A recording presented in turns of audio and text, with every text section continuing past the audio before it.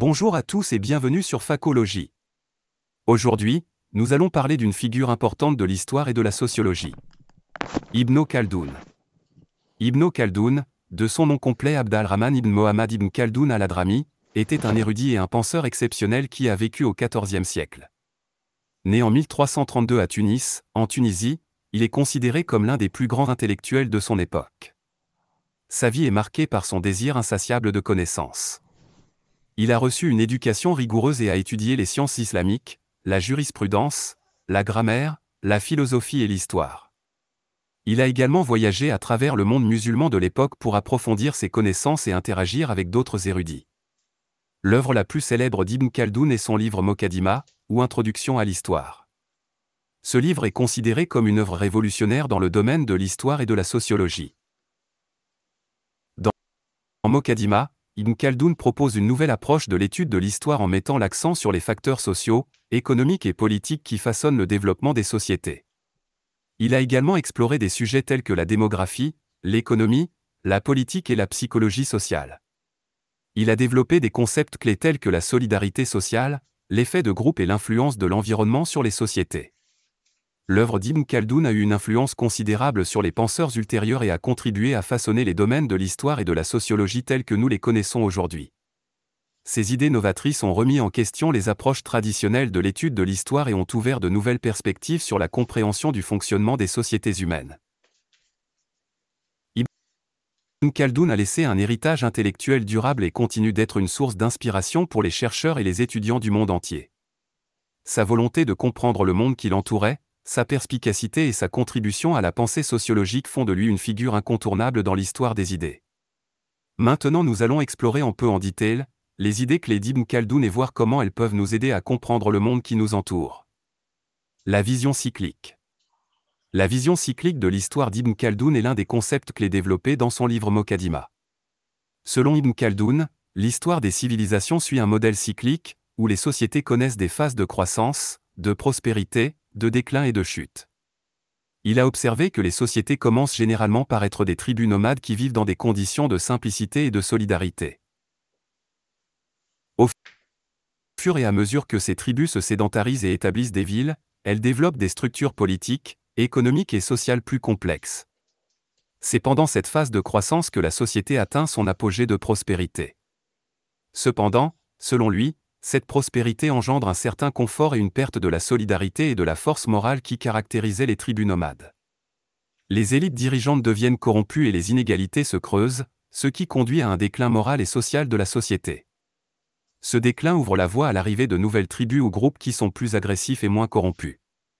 Ces nouveaux venus conquièrent la société en déclin, établissant ainsi une nouvelle période de croissance et de prospérité. Le cycle se répète donc. Selon Ibn Khaldoun, ce modèle cyclique est une conséquence naturelle des conditions humaines. Il soutenait que les civilisations connaissent inévitablement des hauts et des bas en raison des faiblesses humaines et des facteurs sociaux et économiques qui les influencent. La vision cyclique d'Ibn Khaldoun a été un apport important dans l'étude de l'histoire. Elle a permis de mettre en évidence les cycles récurrents de l'évolution des sociétés et a permis de comprendre que la prospérité et le déclin sont des caractéristiques inhérentes à l'histoire humaine. La cohésion sociale. Selon lui, la cohésion sociale est essentielle pour la stabilité et le développement d'une société. Voici quelques-uns des facteurs clés de la cohésion sociale selon Ibn Khaldoun, le sentiment d'appartenance.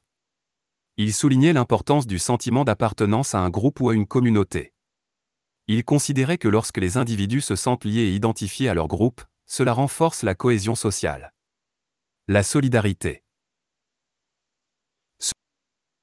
Selon Ibn Khaldoun, la solidarité est un facteur crucial pour la cohésion sociale. Lorsque les membres d'une société se soutiennent mutuellement, partagent des valeurs communes et agissent dans l'intérêt collectif, cela renforce les liens sociaux et la stabilité. La justice et l'équité. Il soulignait l'importance d'un système de justice équitable dans la cohésion sociale. Lorsque les individus ont confiance en un système juste, cela favorise la stabilité sociale et réduit les tensions et les conflits. La confiance. La confiance mutuelle entre les membres d'une société est un autre facteur clé pour la cohésion sociale, selon Ibn Khaldoun. Lorsque les individus ont confiance les uns envers les autres et envers les institutions sociales, cela favorise la coopération et le fonctionnement harmonieux de la société. Les liens familiaux et tribaux. Ibn Khaldoun accordait une grande importance aux liens familiaux et tribaux dans la cohésion sociale. Il considérait que ces liens étaient une base solide pour la construction d'une société unie et stable. L'éducation et la culture. Il reconnaissait l'importance de l'éducation et de la culture dans la cohésion sociale. Selon lui, une société éduquée et cultivée est plus susceptible de promouvoir des valeurs communes et de favoriser la compréhension mutuelle. Les influences environnementales. D'après Ibn Khaldoun, les influences environnementales jouent un rôle significatif dans le développement et l'évolution des sociétés. Il croyait fermement que les caractéristiques géographiques, climatiques et écologiques d'une région exercent une influence directe sur le mode de vie, la culture et les institutions sociales des populations qui y résident. Voici quelques-unes des idées d'Ibn Khaldoun sur les influences environnementales. Le climat. Ibn Khaldoun considérait que le climat avait un impact majeur sur le comportement et les traits culturels des peuples. Par exemple, les sociétés vivant dans des régions chaudes auraient tendance à être plus passives, tandis que celles vivant dans des régions froides seraient plus actives et dynamiques.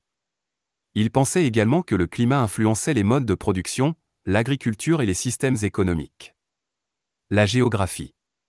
Il observait que la géographie d'une région, telle que la présence de montagnes, de rivières ou de déserts, pouvait affecter la manière dont une société se forme et se développe.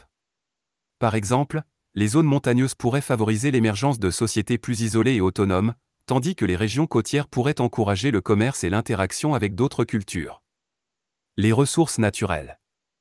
Selon Ibn Khaldoun, la disponibilité et la nature des ressources naturelles d'une région peuvent avoir un impact profond sur la structure sociale et économique d'une société. Par exemple, les sociétés vivant dans des régions riches en ressources naturelles comme les mines ou les terres fertiles auraient des économies prospères et des systèmes sociaux différenciés. Les migrations et les interactions culturelles. Il mettait également en évidence l'importance des migrations et des interactions culturelles dans le développement des sociétés.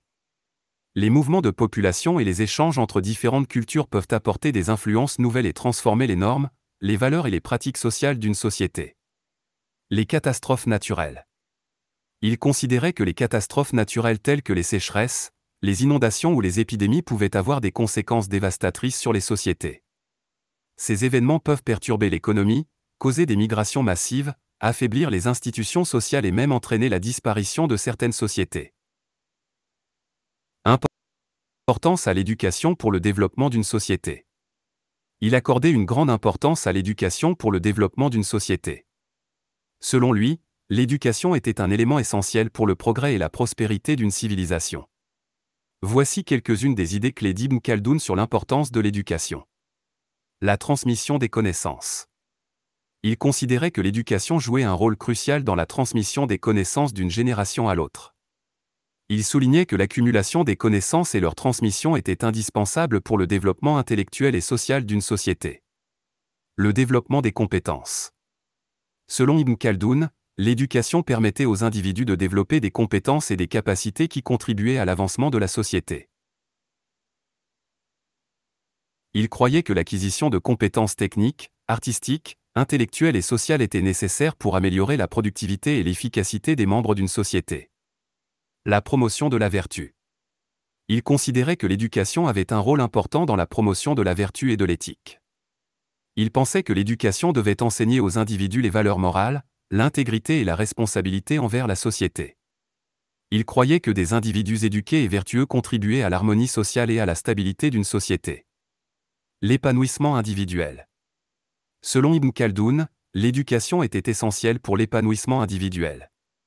Il pensait que l'éducation permettait aux individus de développer leur potentiel, de réaliser leurs aspirations personnelles et de contribuer de manière significative à la société. Il considérait que des individus éduqués étaient mieux préparés à affronter les défis de la vie et à atteindre le succès. Le progrès de la civilisation. Il soutenait que l'éducation était le moteur du progrès et de l'avancement d'une civilisation. Il croyait que l'éducation favorisait l'innovation, la créativité et la pensée critique, ce qui conduisait à de nouvelles découvertes, inventions et idées. Selon lui, le développement d'une société dépendait de la qualité de son système éducatif. Merci d'avoir regardé cette vidéo, n'hésitez pas à partager vos réflexions dans les commentaires et à vous abonner à la chaîne pour ne pas manquer nos prochaines vidéos. À bientôt.